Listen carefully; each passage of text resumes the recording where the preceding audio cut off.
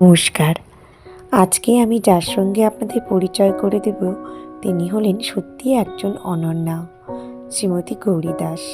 Newton academy যে স্কুলটি রয়েছে তার প্রতিষ্ঠাতা তিনি।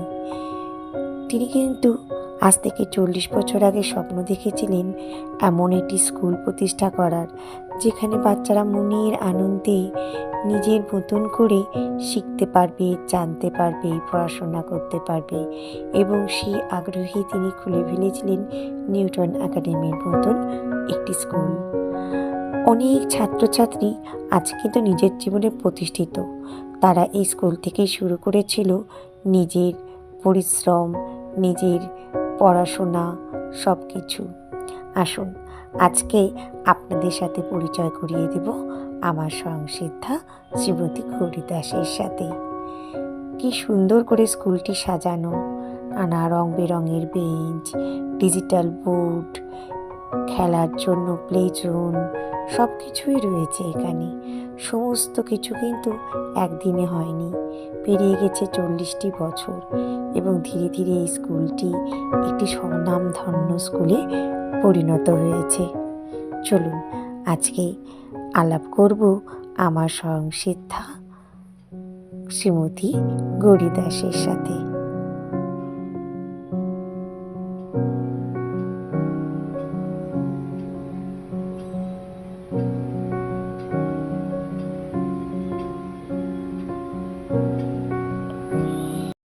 ম্যাম, আপনার যে স্কুলটা নিউটন একাডেমি, এটার আপনি যে প্রথমে এস্টাবলিশ করলেন, এটার উৎসাহটা কোত্থেকে পেয়েছিলেন?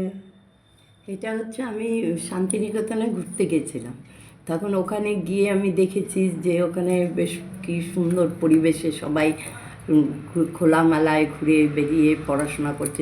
এছাড়া রবীন্দ্রনাথও আমি পড়েছি দিয়ে আমার খুব ভালো লেগেছে এবং রবীন্দ্রনাথের সব কিছু আমার খুব ভালো লাগে। যাই হতো একটা জীবনে থাকে না, আমি ভেবেছি যে আমিও একটা যদি সময় পাই, সুযোগ পাই, এইরকম একটা স্কুল করব যেখানে সবাই মানে খোলামেলায় পড়তে পারবে। শুধু পড়াশোনা নয়, পড়াশোনার সঙ্গে সঙ্গে তারা নাচ, গান, আঁকা, যার যেটা ভালো লাগে মোটামুটি করতে পারবে। কেননা প্রত্যেক বাচ্চার মধ্যে পড়াশোনা ছাড়াও কিছু না কিছু একটা প্রতিভা থাকে।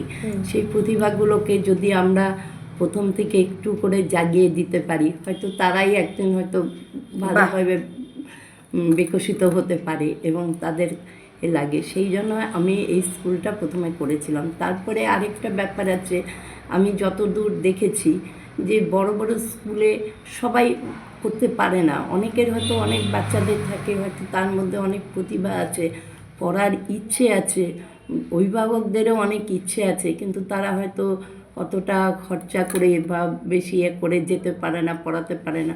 তখন আমি ঠিক করি যে আমি এমন একটা স্কুল করব যেখানে সবাই যাতে পড়তে পারে, সবার মনের আনন্দে, টিচারদের সাথে একটা আনন্দের সাথে পড়তে পারে, মনের আনন্দে। এবং আমার এখানে যারা টিচাররাও কাজ করে তারাও স্বাধীনভাবে, মানে তাদেরও যে একদম তারা যার জন্য মনের আনন্দে ভালোভাবে কাজ করে, পড়ায়, করে, তাদেরও কখনো ওই বাধা ধরা যে কেউ অসুবিধাগুলো আমি সবসময় দেখি। আমার এখানে এমনও আসে যারা। আচ্ছা ম্যাম, আপনার কত বছর হলো এই স্কুলটার বয়স?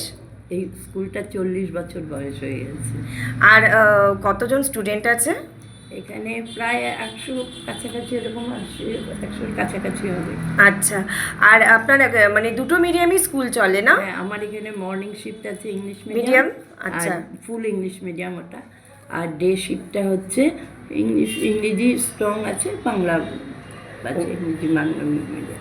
আচ্ছা ম্যাম, পড়াশোনার পাশাপাশি আমি শুনেছি এই স্কুলে আরও অনেক কিছু শেখানো হয়, বাচ্চারা যাতে আরও ভালোভাবে তাদের মানে প্রতিভাগুলো বিকাশ করতে পারে। তো এই পাশাপাশি আপনি কি করেন মানে ওদের উৎসাহ দেওয়ার জন্য বা ওদেরকে আরও মানে বিকশিত করার জন্য?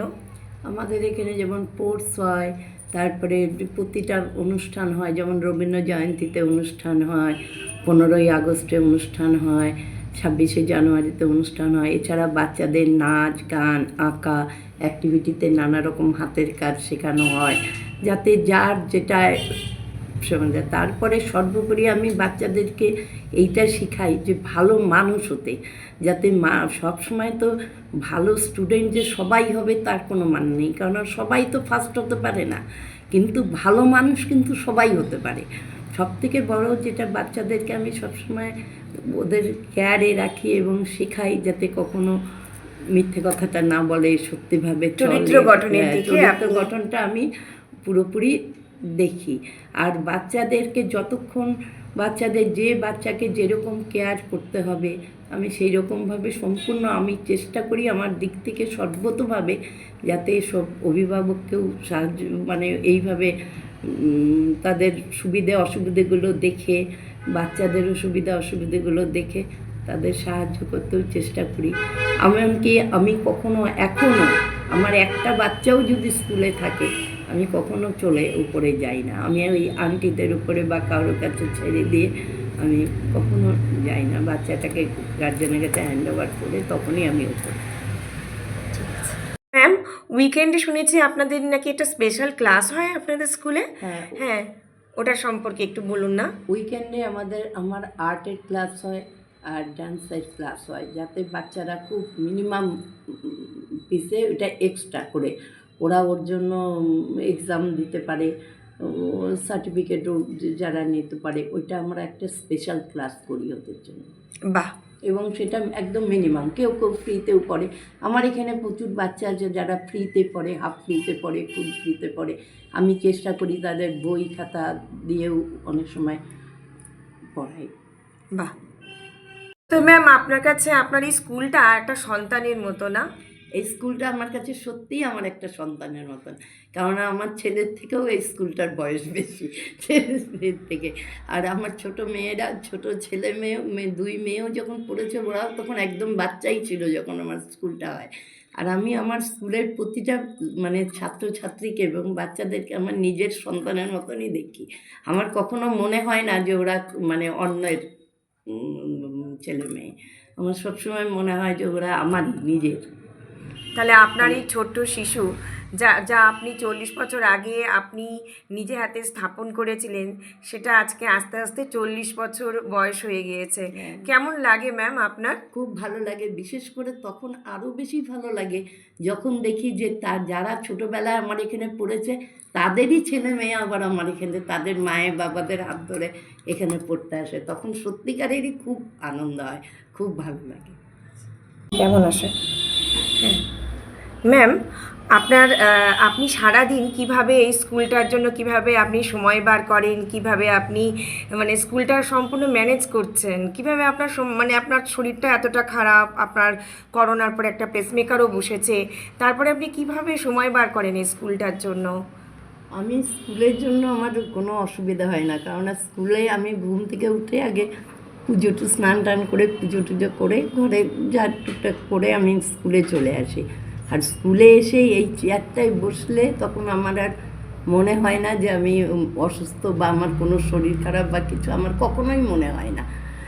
আমি সবসময় বাচ্চাদের নিয়ে এসে গার্জেনদের সঙ্গে বাচ্চাদের সঙ্গে যেমন কথা বলা, আগে পুরো ক্লাস নিয়েছি। প্রথমে আমার স্কুলটা 8 পর্যন্ত ছিল, ক্লাস 8 পর্যন্ত ছিল। তারপরে জায়গা আরও বাচ্চা বেড়ে যাওয়াতে এতে আমরা অতটা জায়গা দিতে পারছিলাম না, এ করে এখন 5 পর্যন্ত আমাদের আছে।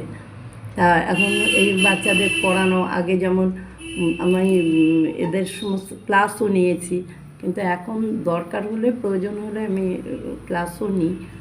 বাচ্চাদের অঙ্ক টঙ্ক করানো সেরকম দরকার পড়লে করি, টিচারদের হেল্প করে দেওয়া যদি দরকার পড়ে, কখনো প্রয়োজন হয় ক্লাস নিতে নিই।